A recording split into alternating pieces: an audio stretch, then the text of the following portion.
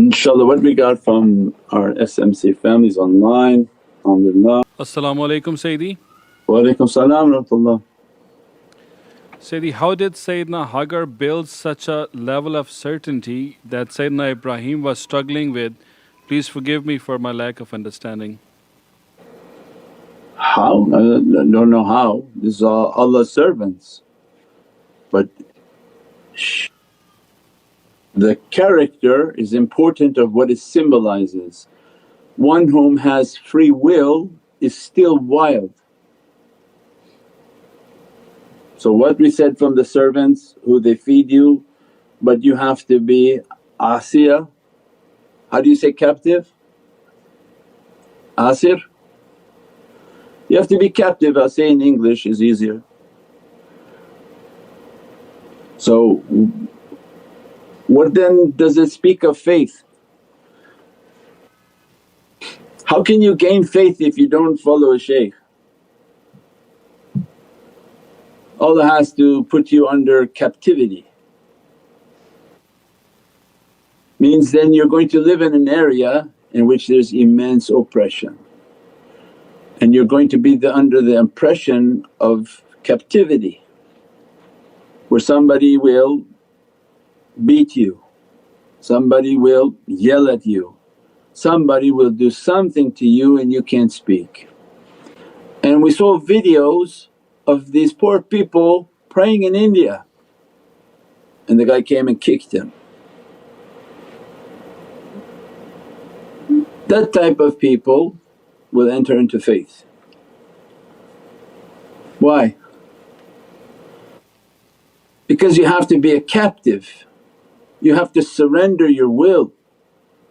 You're coming to Allah and say, Ya Rabbi, I'm trying to pray but your creation is kicking me, that grant me najat. And Allah, be patient. Be patient with the oppression around you, focus upon my Divinely Presence. And this is then the immensity of becoming captive, to surrender our will. What Allah wants from us? Only the cash? That was just to take the wildness. We said before that the Hajj has ended, Muharram is now opening. That your will is on the table, not only the cash, the time, the effort, but Ya Rabbi, my will is on the table. I'm trying my best in life to surrender my will. How in the West are you going to surrender your will when you have every freedom that you can imagine? And they don't, and they never enter into Iman. They think they have Iman because the Imam at the mosque says they have Iman, because he took 3 of them for Hajj. They come back and say, yeah we have Iman, we went for Hajj. Iman, that's a station of light in which a light enters. You will witness a light entering into you and your whole reality changes. And Prophet described the characteristic of those people is they will love me more than they love themselves, because more of me is in them than themselves. This is the haqqaiq of it. For those who don't like haqqaiq, this is the haqqaiq. When more of Prophet's light enters into you than your own light and nafs and self, what happens? Of course you're going to love Prophet more than yourself, because Nur Muhammad loves Sayyidina Muhammad, don't love you, don't love me. We need that light within us and we need our nafs thrown out. Then what? Then somebody gonna kick you when you pray and see if you're patient, and see if you're gonna get up and try to punch the person, and that guy will throw you into prison for years. So you see those people under oppression, and what's happening in India, they have faith, they pray, they get terrorized by people, pray, they have faith, and one day they're going to rise up and they will take the entire country. And people will wonder how they took it. Well, because you keep kicking them when they pray, they're going to have faith. If they have faith, they have the power of 1000 men with light and Allah behind them. So these are the realities and haqqaiqs of Iman. So anyone who wants to reach to Iman, then they have to find a shaykh. Why? Because then the shaykh's teaching is going to take away your free will. When the shaykh calls you, you listen. When the shaykh teaches you, you listen. When the shaykh guides you, you listen. If you don't listen, you fall in a hole. He doesn't have to say anything to you, even you can argue with him, oh okay, yeah, oh, okay, no problem, you're falling in a hole. They don't like argue with you, oh you know, okay, that's not following guidance. So then our lives, this is Allah's ni'mat. Either you want to be oppressed by people whom have no mercy in their hearts, or you follow my guides. As a result of following guides, you're surrendering your will because, I didn't want to do that, now his teaching is telling me to do like that. I want to smoke, he keeps telling me don't smoke, you become a cursed person. Can there be somebody doing good things and smoking? Smoking and giving khutbah? No, because putting shaitan inside of you, anything come out of you is mixed with shaitan. So the shuyukh say, no you can't do like that. Well, this comes hard against people. That's the reality. So people whom are not following shaykhs, they're not under the oppression of outside zalims, how are they going to reach the faith? Just because the imam at the masjid said they have faith, and because they did something so many years and they think they have faith. Faith is an action of light in which they will witness it. The shaykhs have open hearts, they witness the light enters into their heart, their soul, their being, and this is Nur Muhammad. Nur Muhammad loves Sayyidina Muhammad and dislikes the nafs and begins to throw the nafs out. The two, they don't go together. So this is an immense reality of lights and guidances, inshaAllah.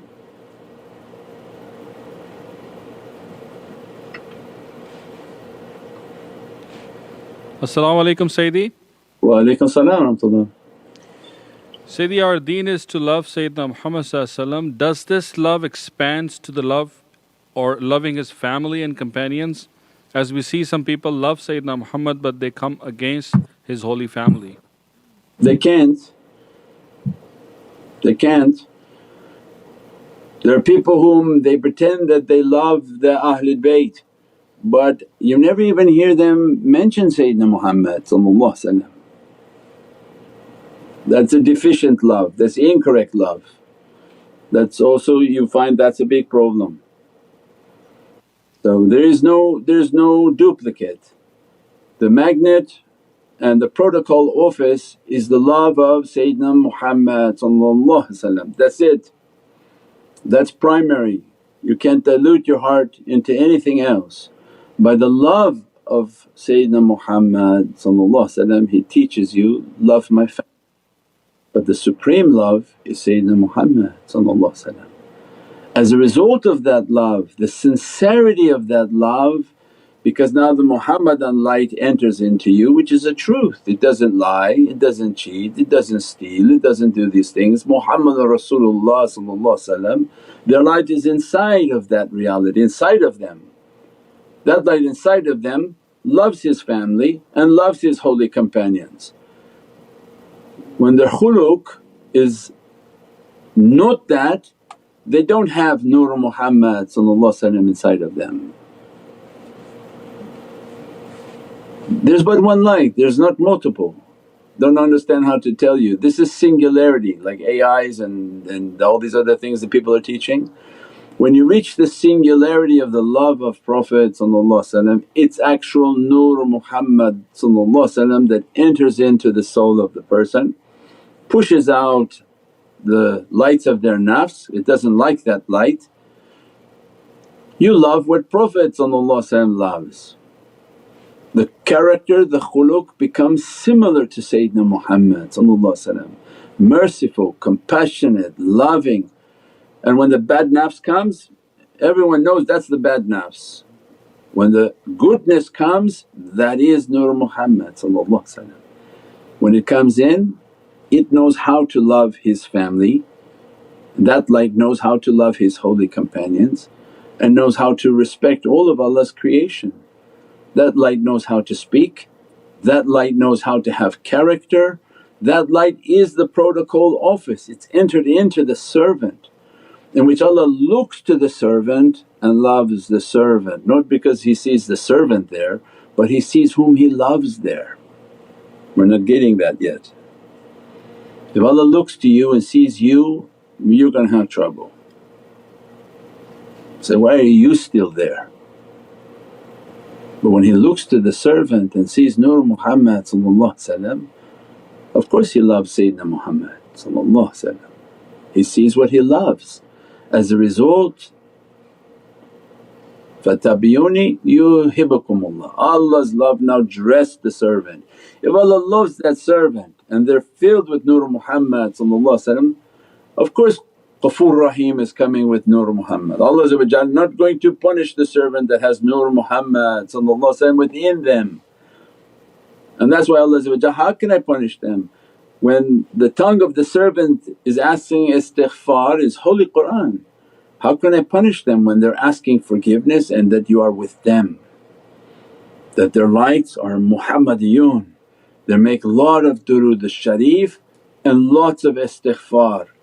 Allah how I'm going to punish them? And then other people are saying, well Allah going to punish you, you people are deviant, you talk too much about spiritual things, Allah going to punish you.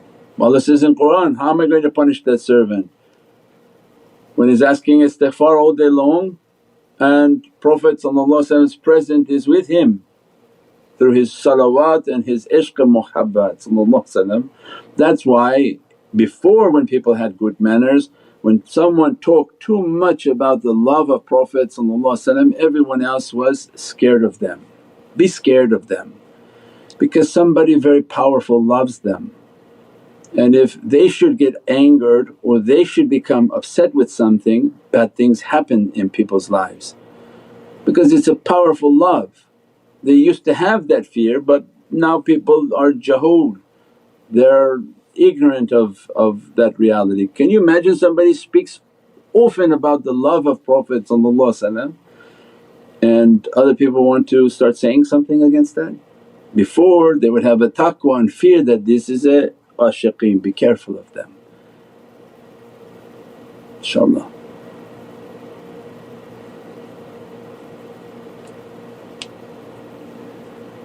As-salamu alaykum Sayyidi. Wa alaykum salam rahmatullah. Sayyidi, is it possible to see departed souls during tawaf? If so, are they from the shuhada or we are witnessing them? Is it possible to see the what souls? The souls who are departed. Departed souls? Anything is possible, whatever Allah wants to show. People can see souls, energies, beings, jinn, whatever, ghosts, whatever Allah wants to show. Why would it not be possible for Allah to open what He wants on His servant? So anything is possible in Allah's way, nobody can say no. How can anyone say no to what Allah wants to do? InshaAllah. As-salamu alaykum Sayyidi. Wa alaykum salam rahmatullah. Sayyidi, can you please expand on the two lights of Sayyidina Uthman of Noor and Naar? Are they like moon and sun, one being cool and calm and the other being hot and majestic? Yeah, this is from the book of Insan Kamil and this is the reality of insan. So alhamdulillah, that in itself is its own book, that we have two noons in all of us. All of us are created and we're called insan. So we have the two noons, two lights and a secret inside of us. People don't like secrets but Allah gave us a seen. So the seen is everything for us. Prophet's name is called what? Yasin. So how can people not like the secret? So the seen is the sir, is the secret. So our life, we have a secret put inside of us but you have to open the two lights. So one is a moon, one is the sun. So you get the book Rising Sun of the West and understand that you have to become Ishraqiyun, and these are the guides of the Ishraqiyun, in which their responsibility is to raise the servants to be the rising suns of the West, that their suns, their light and their hearts will illuminate. When the sun rises from the west means what? Means the illumination of knowledges that used to be in the east and illuminated the west has gone. East has no light, no realities, no understandings. So from the west Allah has brought the Ishraqiyuns.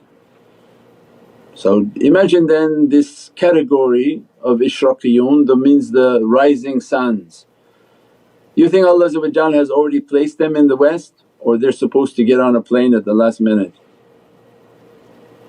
In Allah's decree and destiny they've already been written, and as a result they're already rising.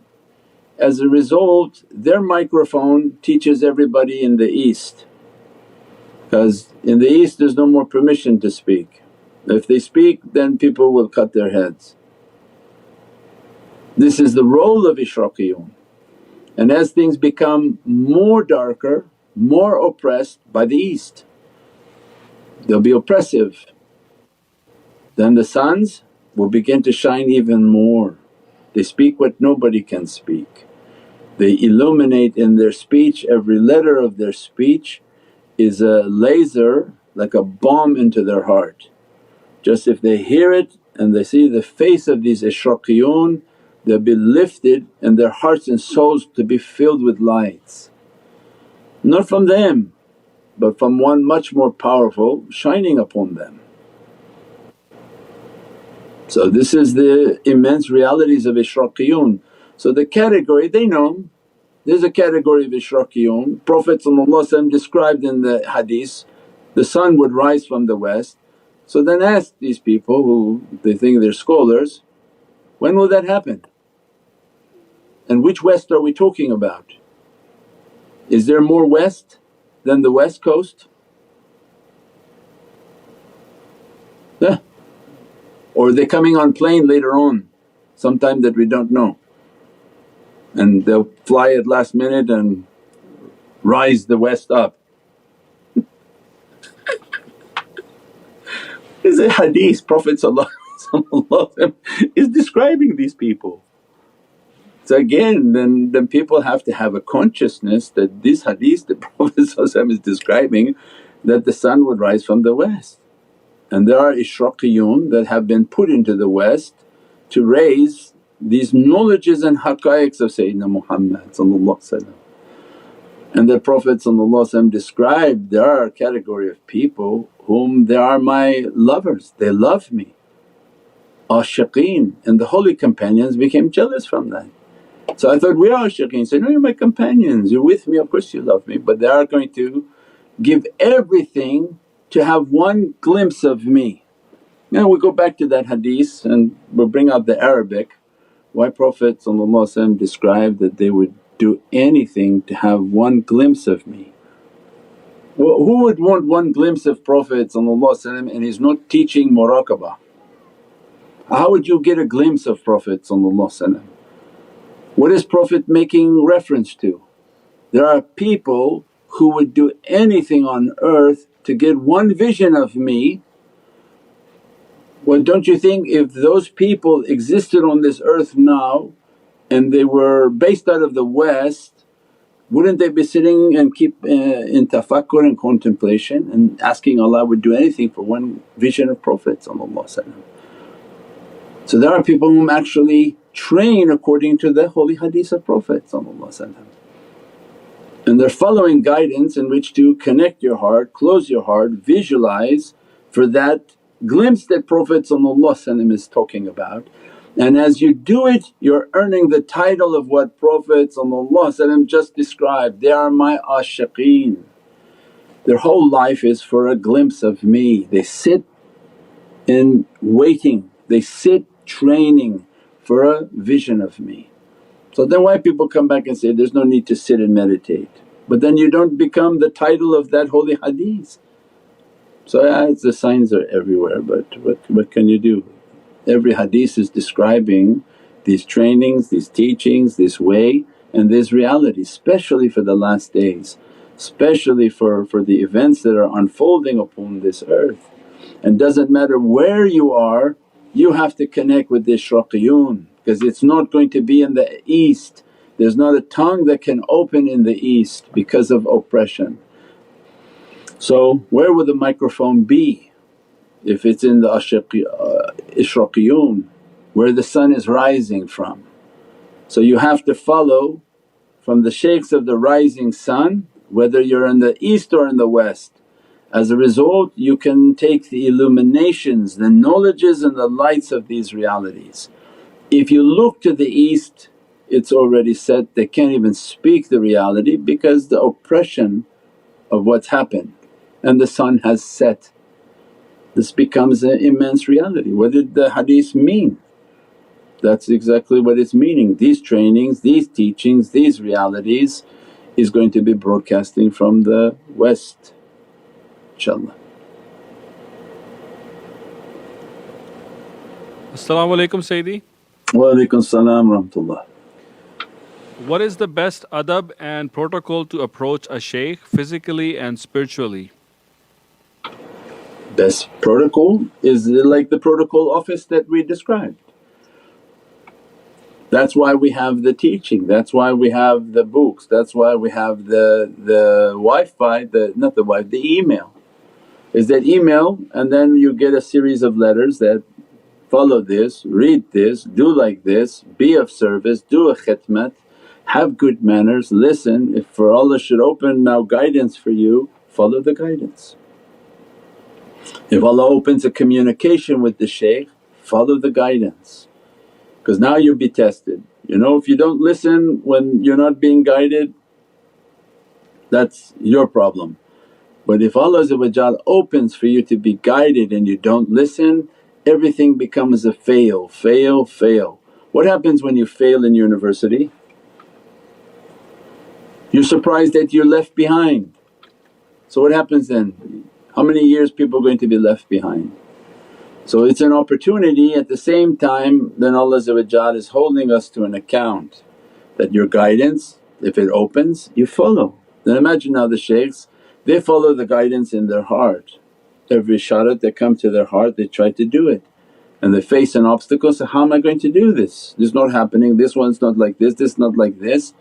But they don't give up, they never give up, and they keep trying and they keep trying and they keep trying until Allah grant them a victory.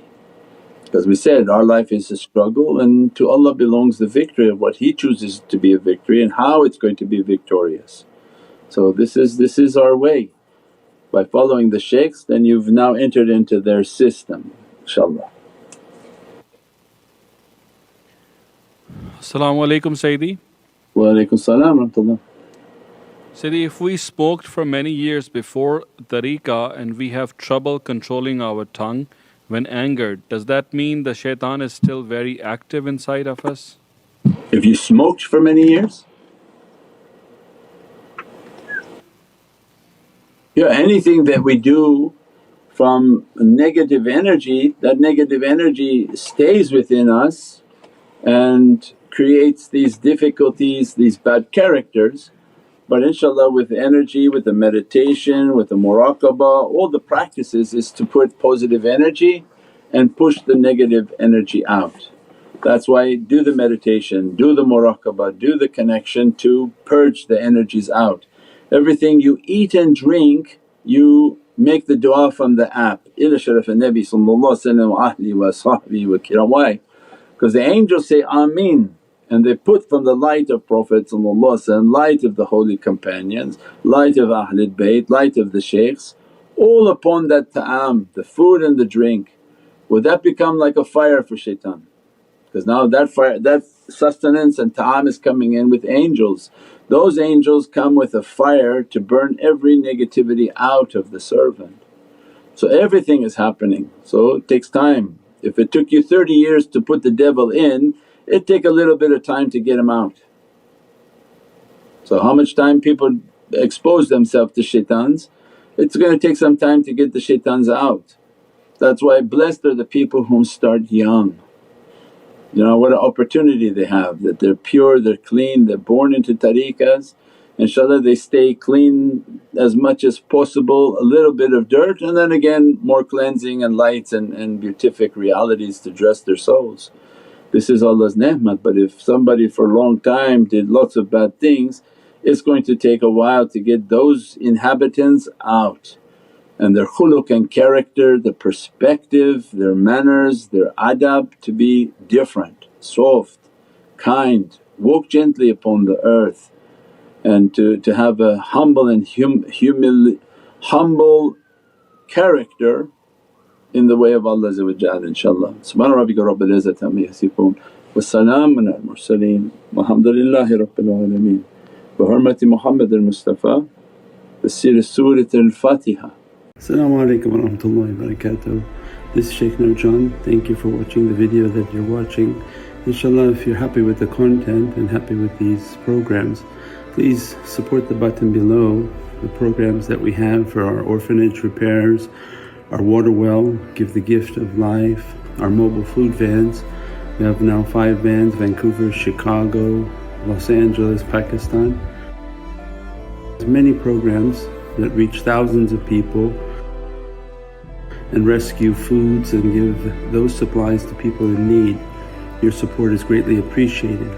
Also be so kind as to leave loving comments and please share the stream, every bit counts. As-salamu alaykum wa rahmatullahi wa barakatuh.